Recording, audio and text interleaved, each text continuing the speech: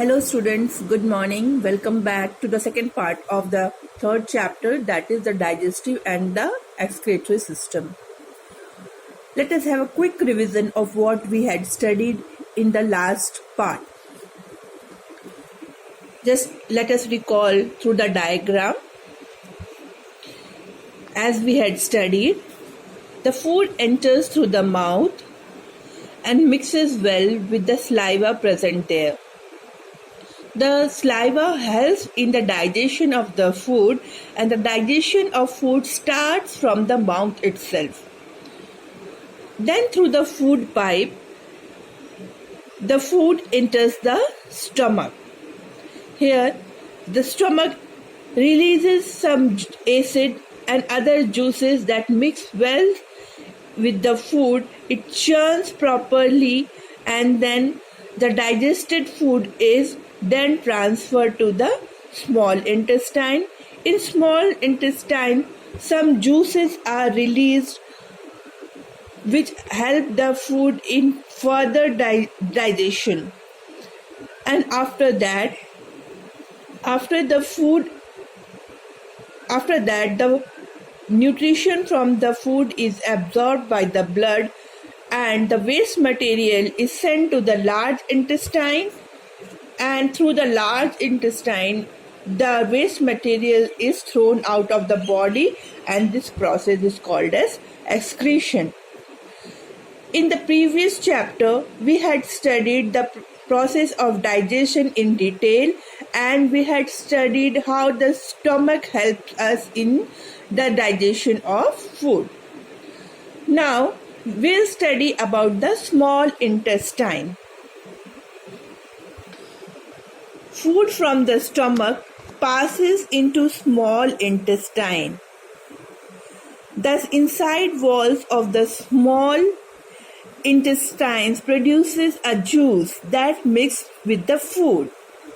Now children, here you see it's written that when the food passes from the stomach to the small intestine, what happens there is that in that food, the inside walls of the small intestine produces a juice that mixes with the food. Now, what is the purpose? What is the purpose of that juice which mixes with the food inside the small intestine? Now, the purpose is simple. It further breaks down the food so that the nutrition from the food can easily be absorbed. Okay. Now, the liver and the pancreas, see here in the figure, this is the liver, here the pancreas, okay, this is the pancreas. The liver and the pancreas also release their juices in the small intestine. So, the liver and the pancreas also releases some juices directly into the small intestine. These juices help in the complete digestion of the food. So, though the food starts its digestion from the mouth by mixing with saliva, again in the stomach, certain acids and juices are released. Still, some part of undigested food is left, and final digestion happens in the small intestine as various organs release juices so that the food gets digested well. Now what happens then? Then the blood vessels present in the walls of the small intestine absorb the digested food and carry it to all other parts of the body. Means what happens? Once the food has been broken down well, it is digested well, then the nutrition has to be absorbed. Then how is this absorption taken place? This is done by the blood vessels that are present in your small intestine, on the surface of the small intestine. These blood vessels absorb the nutrition, and then they send this nutrition to various parts of the body. Now then what happens to the undigested food? Okay, the undigested food goes to the large intestine. Now, whatever nutrition was there in the food is absorbed by the blood, and whatever things we don't require is then transferred to the large intestine. The blood vessels in the wall of the large intestine absorb extra water and minerals from the food. Now, still, the food that is transferred from small intestine to the large intestine contains a lot of water and minerals. Now, what happens? This water, if passed out in the same format, will lead to dehydration in the body. So, the body absorbs all the extra water and the minerals. Okay, and then finally what happens? The remaining solid waste is stored in the rectum until it passes out of the body through the anus. So see here, see, through the large intestine, excess water and minerals is just soaked from the undigested food, okay, and our waste material.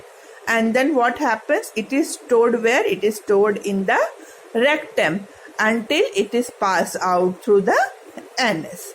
Okay. Now, so children, what have you seen? What have you noticed here then? We have noticed that digestion of food is a complex process, and in that a lot of digestive juices and biles are required, and various organs in the digestive system help in the digestion of the food well and excretion of the food well. Now here are some tips for proper digestion. How can our body digest the food properly? So let us go through. Have your food at fixed hours. Means what? We should maintain a healthy eating habit. It is not that one day we will eat at another time and another day we'll eat at another time. The body gets used to the proper timing. So we should always try to eat at a particular fixed time. The next point is the most important one, is that chew the food well and do not swallow it whole. Children, most of you have the habit of eating the food while watching the television. Is it so?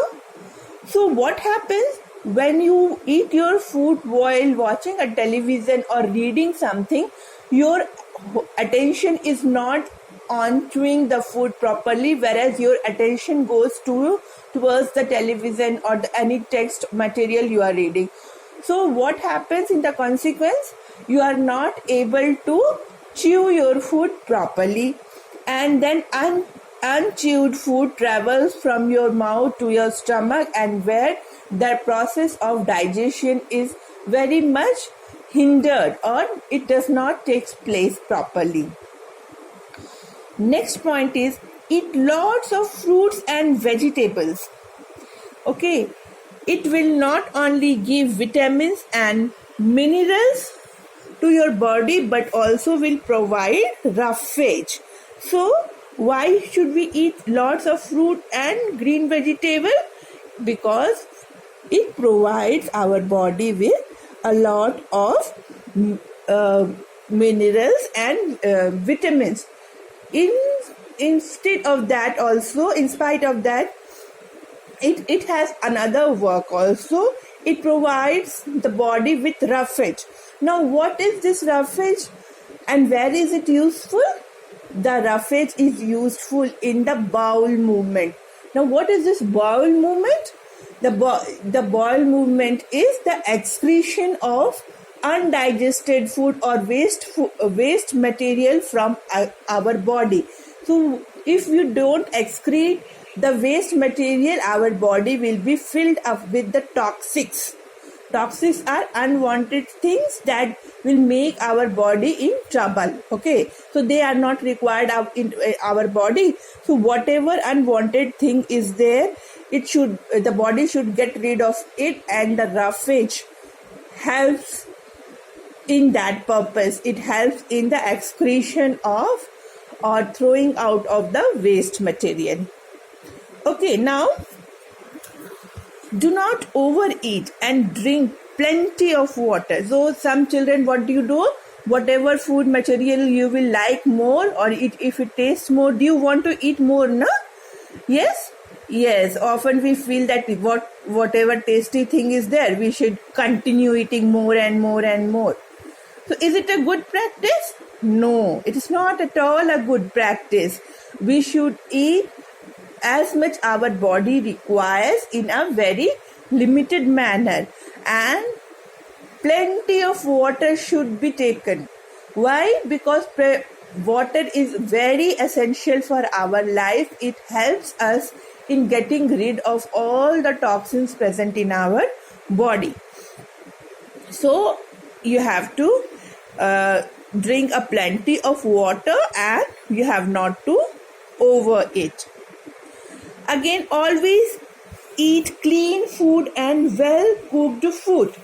Now, children, most of us are fascinated by roadside vendors that sell food. Yes, the street food that we call your samosas, your chaat, your puchka, everything. Yes, most of us are very much in habit of eating those kind of stuff. Okay, but before eating those kind of food, make sure that it is clean and hygienic. The person who is making those food maintains proper hygiene, keeps his hand clean, and the food where we get in the stall, it is in neat and clean place. The plates that they are using are clean. All this we have to make sure, otherwise what will happen, you will just get various kinds of diseases. Okay, your stomach will be upset, and other dysentery and all kind of diseases you can get, and various other diseases, waterborne diseases. Then this food also, if it is contaminated with other kind of diseases, you will be in great problem.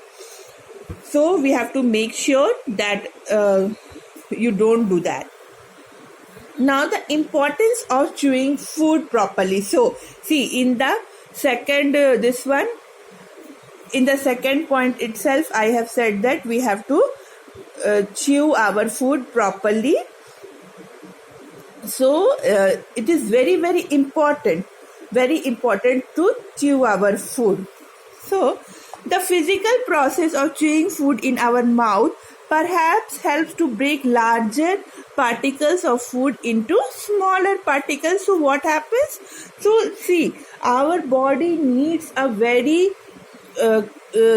simple form of food. It can digest food that is completely chewed well. Okay, if you eat in very much hurry, then what will happen? Larger particles will travel through your mouth, and they will create a lot of problem.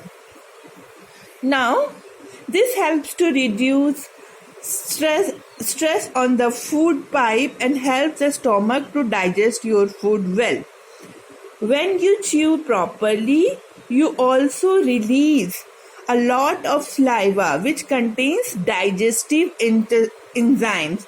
Now, as I have told you earlier, that the saliva contains various enzymes that helps in the digestion of food properly. So as much as the food is chewed properly, as that much saliva is mixed properly with the food, and hence it helps in breaking down of the food very nicely. So children, promise yourselves that from today onwards, you will chew your food very nicely, and you will never eat in front of television or while reading anything, because food is our life. No, if we don't have food, we will not be able to live on this earth.